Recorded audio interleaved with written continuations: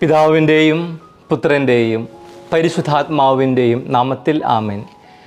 പ്രിയൻ്റെ പ്രാതിലേക്ക് എല്ലാവർക്കും സ്വാഗതം. പ്രിയപ്പെട്ടവരെ, ഇന്നത്തെ ഒരു ട്രെൻഡാണ് സ്മാർട്ട് വർക്ക്. അതായത് ഹാർഡ് വർക്ക് എന്നതിനേക്കാൾ സ്മാർട്ട് വർക്കാണ് എല്ലാവർക്കും ഇഷ്ടപ്പെടുന്നത്. വലിയ കോർപ്പറേറ്റുകൾ പ്രോത്സാഹിപ്പിക്കുന്നതും സ്മാർട്ട് വർക്കിനെയാണ്. എന്താണ് ഹാർഡ് വർക്കും സ്മാർട്ട് വർക്കും തമ്മിലുള്ള വ്യത്യാസം? ഹാർഡ് വർക്ക് എന്നത് കൂടുതൽ സമയം, പരിശ്രമം, അധ്വാനം ചെലവഴിച്ച് ഒരു കാര്യത്തെ പൂർത്തിയാക്കുന്നതാണ്. ഇതിൻ്റെ പ്രധാന സവിശേഷത എന്നത് പരിശ്രമത്തിന് കൂടുതൽ പ്രാധാന്യം നൽകുന്നു എന്നതാണ്.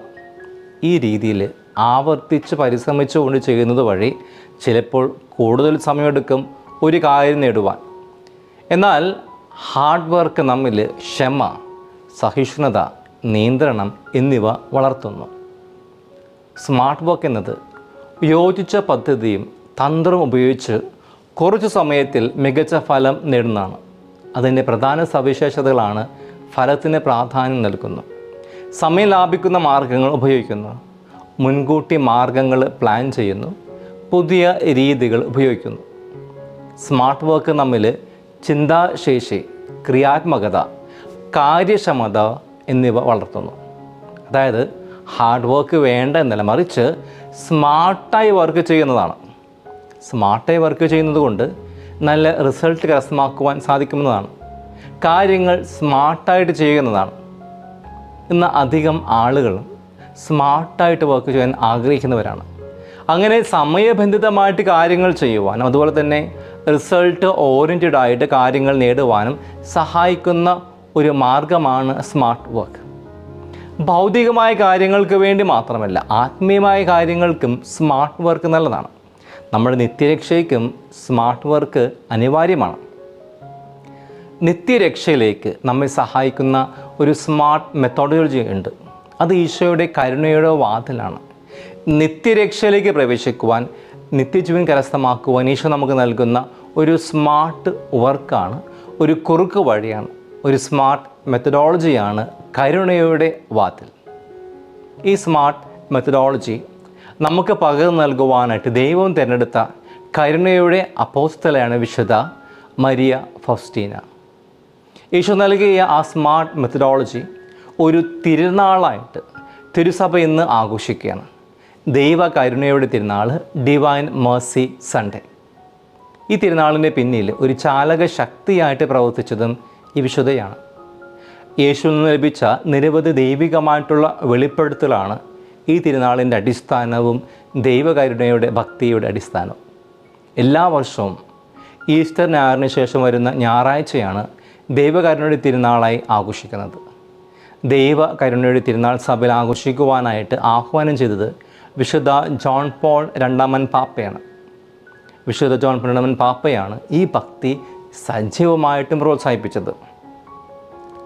പോളണ്ടിലെ ഒരു കർഷക കുടുംബത്തിൽ 1905 ഓഗസ്റ്റ് 25 വിശുദ്ധ ജനിച്ചത്. 10 മക്കളിൽ മൂന്നാമത്തോളായിരുന്നു വിശുദ്ധ ഫൗസ്റ്റീന. സന്യാസ ജീവിതത്തിൽ ഒരു സന്യാസിയായിട്ട് ജീവിക്കാൻ ആഗ്രഹിച്ചു. പക്ഷേ ആരും അവളെ സ്വീകരിച്ചില്ല. വീട്ടുകാർ എതിർത്തു. അവസാനം കരുണയുടെ മാതാവിന് മിണ്ടാമടത്തിൽ അവൾ സ്വീകരിക്കപ്പെട്ടു.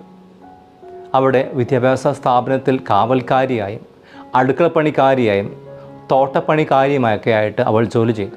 പക്ഷേ ഈശോ അവളെ അത്യന്തമായിട്ടുള്ള കൃപകൾ കൊണ്ട് നിറച്ച് ധനിയാക്കി. ആഴമായിട്ടുള്ള ദൈവജ്ഞാനം, ദർശനങ്ങൾ, വെളിപാടുകൾ, അദൃശ്യ പഞ്ചശതം, പ്രവചനവരം എന്നിവ കൊണ്ട് അനുഗ്രഹിക്കപ്പെട്ടു. ഈ ലോകത്തിൽ 33 വർഷം മാത്രമേ ജീവിച്ചിരുന്നുള്ളൂ. 2000 ഏപ്രിൽ 30 വിശുദ്ധ ജോൺ പോൾ രണ്ടാമൻ പാപ്പയാണ് വിശുദ്ധയായിട്ട് പ്രഖ്യാപിച്ചത്. നിരവധിയായിട്ടുള്ള ദൈവിക വെളിപ്പെടുത്തലുകൾ ലഭിച്ച വിശുദ്ധ, അതെല്ലാം ഈശോയുടെ അരുൾപ്പാടനുസരിച്ചും തൻ്റെ കുമ്പസാരക്കാരനായിട്ടുള്ള ജോസപ്പോക്കി അച്ഛൻ്റെ നിർദ്ദേശമനുസരിച്ചും 6 നോട്ട് പുസ്തകങ്ങളായിട്ടാണ് രേഖപ്പെടുത്തിയിരിക്കുന്നത്. യേശുവിൻ്റെ അനന്തവും അതിരുകളുമില്ലാത്ത കരുണയെക്കുറിച്ചാണ് ഈ സന്ദേശങ്ങൾ. ഈശോ രണ്ടാമത് വരുമ്പോൾ, അതായത് അവസാന വിധിയുടെ നാളുകളിൽ ഈശോ വിധിയാളനായിട്ട് വരുന്ന മുൻപ് കാരുണ്യത്തിൻ്റെ രാജാവായിട്ട് തന്നെ വെളിപ്പെടുത്തും.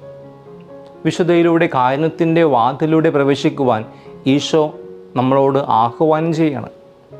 കാരുണ്യത്തിൻ്റെ വാതിലിൽ പ്രവേശിക്കുവാൻ മനസ്സിലാത്തവൻ നീതിയുടെ വാതിലിൽ കടക്കേണ്ടതായിട്ട് വരും. പക്ഷെ അത് വളരെ ദുഷ്കരമാണ്. ആയതിനാൽ ദൈവകരുണയുടെ ഈ ആനുകൂല്യം ഉപയോഗിക്കുവാനായിട്ട് ഈശോ ആവശ്യപ്പെടുകയാണ്. വിശുദ്ധിക്ക് ലഭിച്ച ദൈവിക വെളിപ്പെടുത്തൽ അനുസരിച്ചിട്ടാണ് ദൈവകരുണയുടെ ഈശോയുടെ ഛായാചിത്രം വരച്ചിരിക്കുന്നത്. 1931 ഫെബ്രുവരി മാസം 22 പ്രാർത്ഥിക്കുമ്പോൾ തൻ്റെ മുറിയിൽ വെളുത്ത വസ്ത്രം ധരിച്ച ഈശോയെ വിശുദ്ധ ഫൗസ്റ്റീന കണ്ടു. ഒരു കൈ അനുഗ്രഹിക്കുന്ന രീതിയിൽ മറ്റേ കൈ ഹൃദയത്തിൻ്റെ ഭാഗത്ത് തൊട്ടുകൊണ്ടായിരുന്നു. ഹൃദയത്തിൽ നിന്നും ചുവപ്പും വെള്ളയും നിറത്തിൽ 2 പ്രകാശ രശ്മികൾ പുറപ്പെട്ടു. ഈശോ അവളോട് പറഞ്ഞു, നീ എന്നെ കാണുന്നത് പോലെ ഒരു ചിത്രം വരയ്ക്കണം. അതിൽ ഈശോയെ ഞാനങ്ങിൽ ശരണപ്പെടുന്നു എന്നെഴുതുക. ഈ ചിത്രം ആദ്യം നിൻ്റെ മഠത്തിലെ ചാപ്പലിലും പിന്നീട് ലോകം മുഴുവൻ വണങ്ങണമെന്നും ഞാൻ ആഗ്രഹിക്കുന്നു. നീ വരയ്ക്കുന്ന ഈ ചിത്രം ഈസ്റ്റർ കഴിഞ്ഞ് വരുന്ന ആദ്യത്തെ ഞായറാഴ്ച ആഘോഷമായിട്ട് വെഞ്ചിരിക്കുകയും അന്ന് കരുണയുടെ തിരുനാളായിട്ട് ആഘോഷിക്കുകയും വേണം. ഈ ചിത്രത്തിന് ചില പ്രത്യേകമായിട്ടുള്ള സവിശേഷത ഉണ്ട്. ഒന്നാമതായിട്ട് മരണത്തിന് മേലുള്ള വിജയം വരിച്ച ഉയർത്തെഴുന്നേറ്റ ഈശോയുടെ ചിത്രമാണത്. രണ്ടാമതായിട്ട് നിത്യപുരോഹിതനായിട്ടുള്ള യേശുവിൻ്റെ ചിത്രമാണ്. മൂന്നാമതായിട്ട് കരുണയുടെ കൂദാശയായ കുംഭസാരം സ്ഥാപിച്ച കർത്താവിനെയാണ് ഈ ചിത്രത്തിൽ കാണുന്നത്. ഒരു വ്യക്തിക്ക് കരുണ സ്വീകരിക്കുവാൻ ആവശ്യമായ വിശ്വാസത്തെയാണ് ഈ ചിത്രം ഓർമ്മപ്പെടുത്തുന്നത്. യേശുവിൻ്റെ ഹൃദയത്തിൽ നിന്ന് വരുന്ന വെളുപ്പ് രശ്മികൾ ഹൃദയത്തിൽ നിന്ന് വരുന്ന ജലവും ചുവപ്പ് രശ്മി യേശുവിൻ്റെ ജീവരക്തത്തെയുമാണ് സൂചിപ്പിക്കുന്നത്. കരുണയുടെ കൂദാശകളായിട്ടുള്ള മാമോദീസ്യവും കുംഭസാരവും വിശുദ്ധ കുർബാനയുമാണ് ഈ രശ്മികൾ സൂചിപ്പിക്കുന്നത്. കരുണയുടെ പ്രവൃത്തികൾ ചെയ്യുവാനായിട്ട് ഈ ചിത്രം നമ്മളെ ഓർമ്മപ്പെടുത്തുന്നു. ചിത്രം വണങ്ങുന്നവർക്ക് നിരവധി വാഗ്ദാനങ്ങൾ ഈശോ നൽകുന്നുണ്ട്. ഒന്നാമതായിട്ട് ഈ ചിത്രത്തെ വണങ്ങുന്ന ഒരു വ്യക്തിയുടെ ആത്മാവ് ഒരിക്കലും നശിച്ചു പോകുകയില്ല.